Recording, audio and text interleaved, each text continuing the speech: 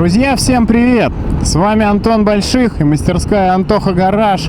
И сегодня я хочу с вами поговорить про езду в колонне. Я с детства мечтал, еще когда у меня не было мотоцикла, покататься в большой мотоколонне. И знаю, что многие любят это мероприятие. Несмотря на то, что я в таких мероприятиях сейчас участие принимаю очень редко, но тем не менее для меня это волна позитива.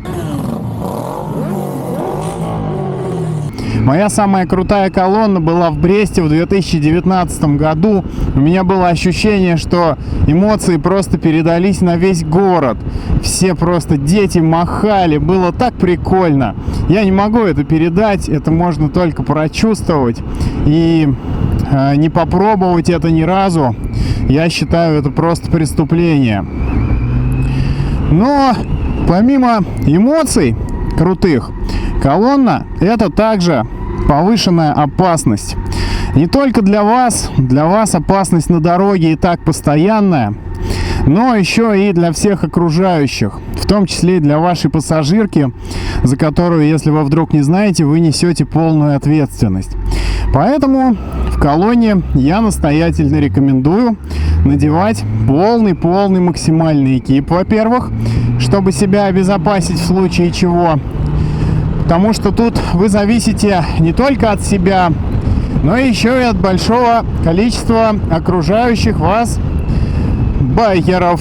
И да, было еще когда-то давно такое правило где-то в интернете, что мотоциклист, находясь в колонне, помни, что прямо за тобой едут такие же, как ты, а может быть и еще хуже.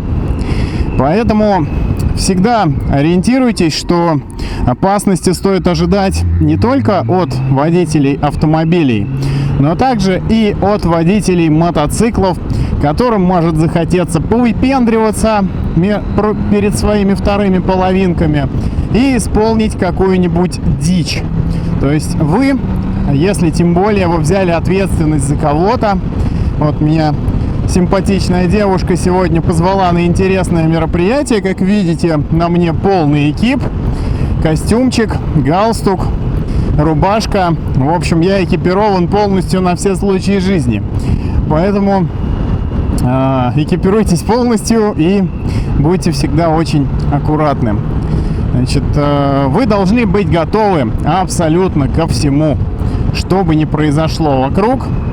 У вас на все должно быть решение, должна быть реакция, вы должны выспаться, у вас желательно должны быть в порядке все документы, естественно, вы должны быть абсолютно трезвы, это даже, по-моему, не обсуждается, я надеюсь, никому не приходит в голову садиться на мотоцикл в состоянии не очень корректном.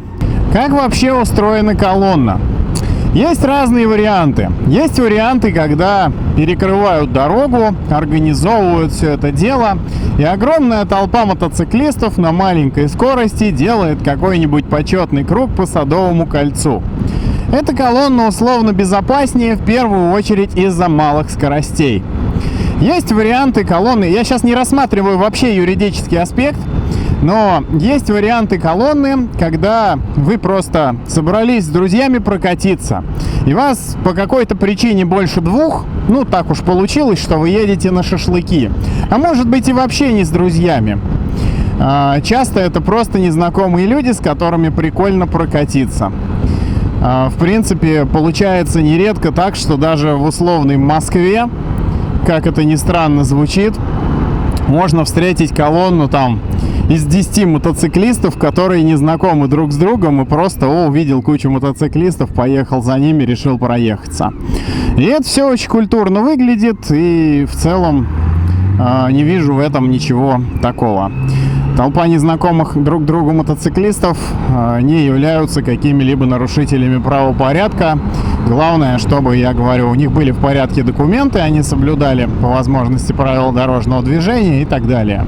В таком случае предъявить вам будет нечего. Как правильно в колонне ехать, если вас там не 500 человек и там вся дорога не перекрыта и так далее?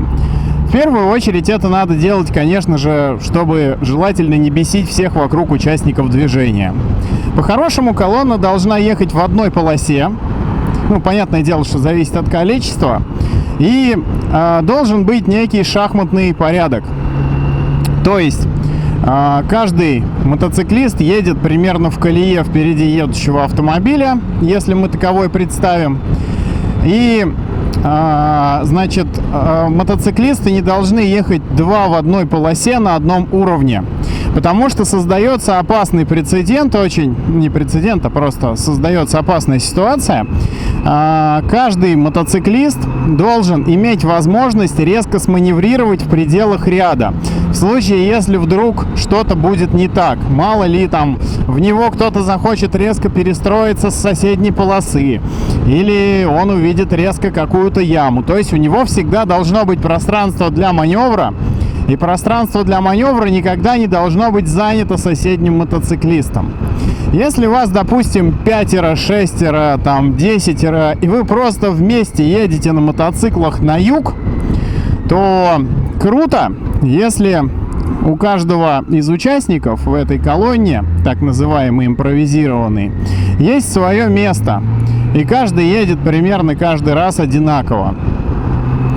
Я лично, понятное дело, что это все правила, которые не написаны в учебнике правил дорожного движения, они выведены практически самостоятельно и, конечно же, не мной, но, тем не менее, я осознал их важность, если вы в такого рода мероприятиях участвуете.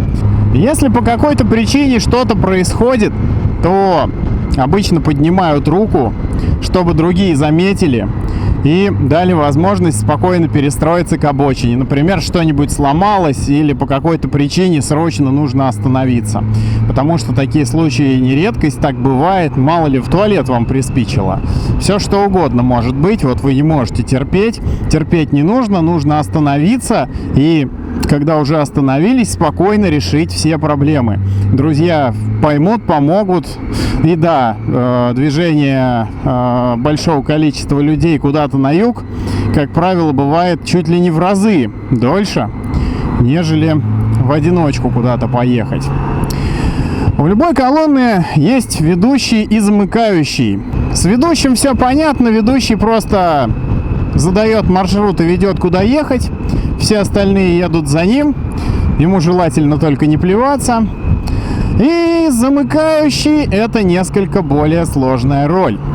Менее опытных людей в колонну всегда ставят в начало, потому что в начале колонны, особенно в каких-нибудь там вторых, третьих, четвертых местах после ведущего, ехать гораздо легче. Требуется гораздо меньше навыков. И поэтому всегда все новички ездят именно там. Конечно же, если кто-то занимается этой организацией хоть как-то. В жизни часто бывает совсем по-другому. Сложнее всего в колонне ехать в конце. И самая сложная роль в колонне, она у замыкающего. Потому что его постоянная функция и вообще функция каждого следующего в колонне — это максимально держать одинаковую дистанцию, не растягивать колонну.